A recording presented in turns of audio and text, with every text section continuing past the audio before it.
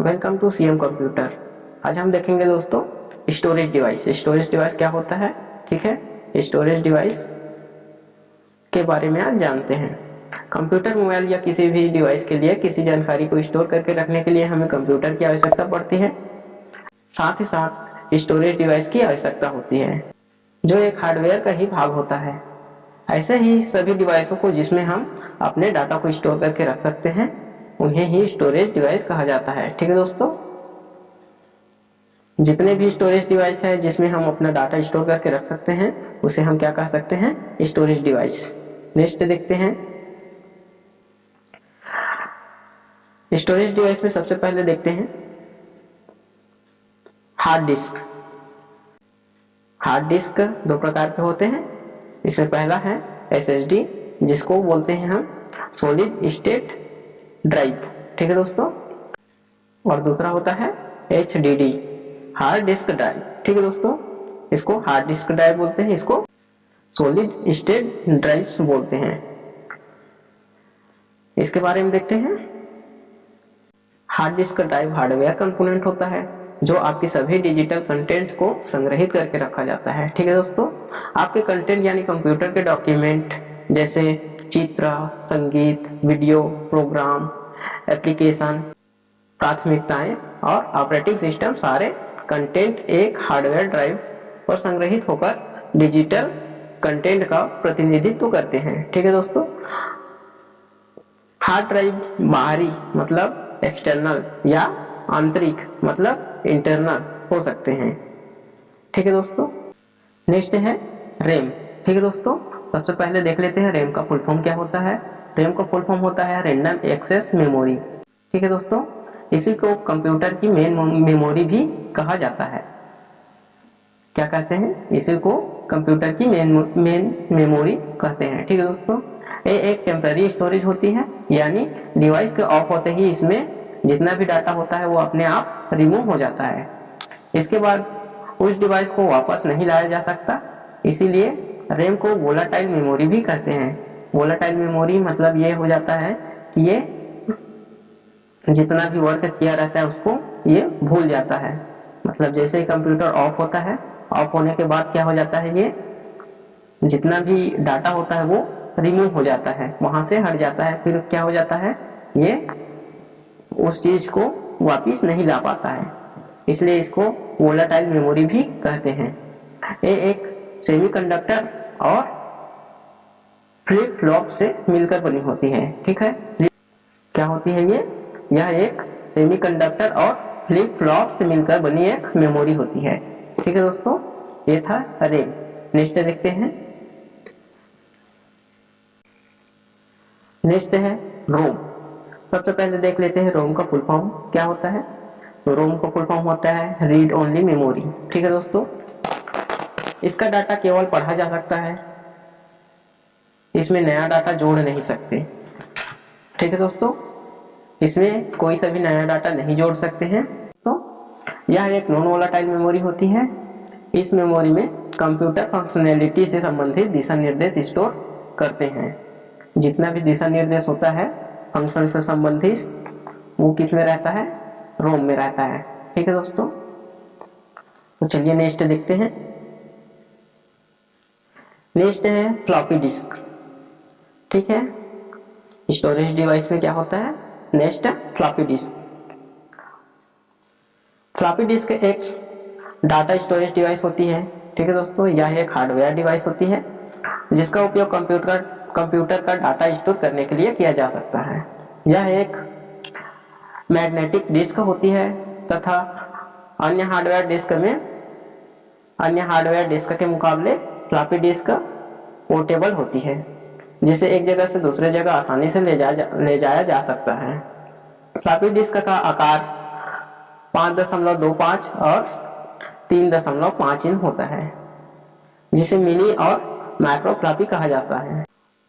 Floppy disk के अंदर लगे डिस्क ड्राइव को फ्लॉपी ड्राइव कहा जाता है। स्टोरेज क्षमता इसका क्या होता है, स्टोरेज क्षमता देख लेते हैं। स्टोरेज क्षमता इसकी है 1.2 MB तथा इसके बाद में इसके कैपेसिटी को बढ़ा करके 2.88 MB कर दिया गया था।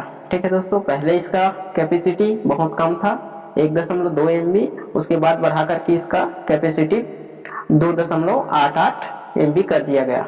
ठीक है दोस्तों, नेक्स्ट देखते हैं। नेक्स्ट है मैग्नेटिक टेप। ठीक है दोस्तों, मैग्नेटिक टेप, जैसे इसमें चित्र के माध्यम से आप देख सकते हैं, इसी को हम क्या कहते हैं, मैग्नेटिक टेप। टेप कैसेट को संगीत कैसेट के रूप में भी जाना जाता है। जो पहले जमाने में हम लोग कैसेट का यूज करते थे, ठीक है दोस्तों, वही मैग्नेटिक टेप है। यह एक आयताकार वाला फ्लैट कंटेनर है जिसमें डेटा को एनालॉग मैग्नेटिक टेप में संग्रहित किया जाता है।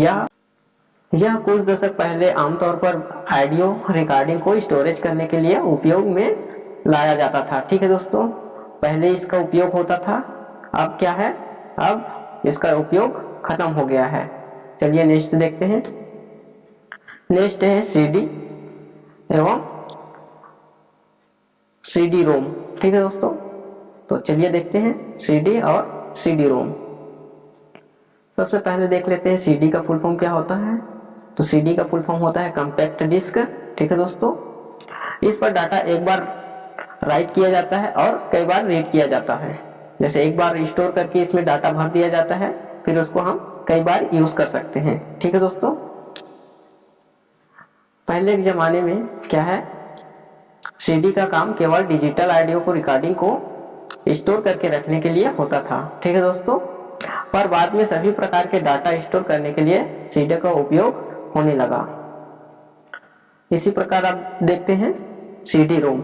सीडी रोम क्या है, ठीक है दोस्तों, सीडी रोम का पूरा नाम होता है compact disc read only memory. ठीक है दोस्तों, ये ऑडियो कॉम्पैक्ट डिस्क के समान फिजिकल डिस्क प्रारूप पर निर्भर एक non volatile optical disk storage media होती है। ठीक है, जिसे फिलिप्स और सोनी के द्वारा बनाया गया है। ठीक है दोस्तों, नेक्स्ट देखते हैं। नेक्स्ट है पेन ड्राइव।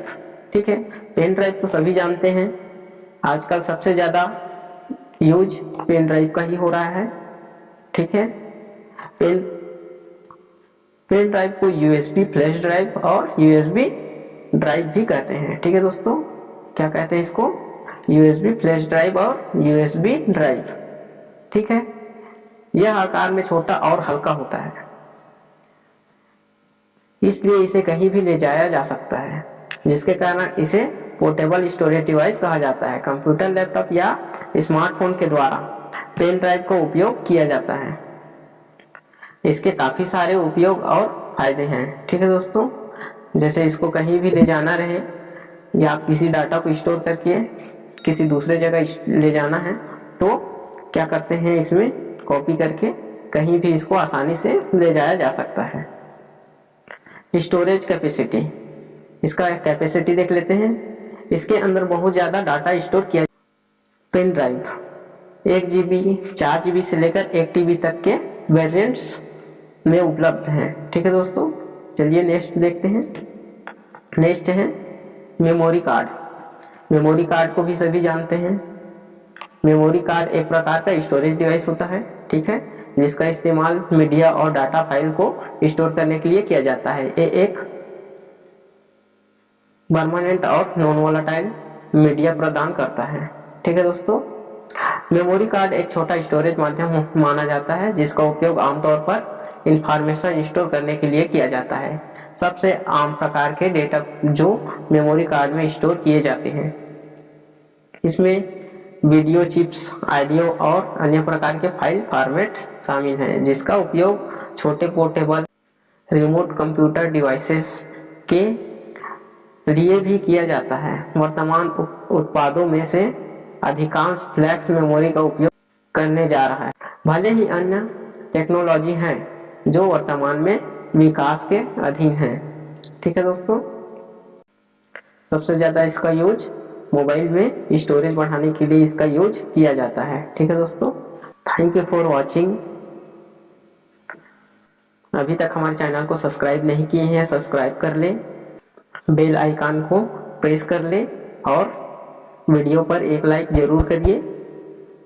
ठीक है दोस्तों, अगले वीडियो में फिर मिलेंगे, तब तक के लिए हम आपसे विदा लेते हैं। धन्यवाद।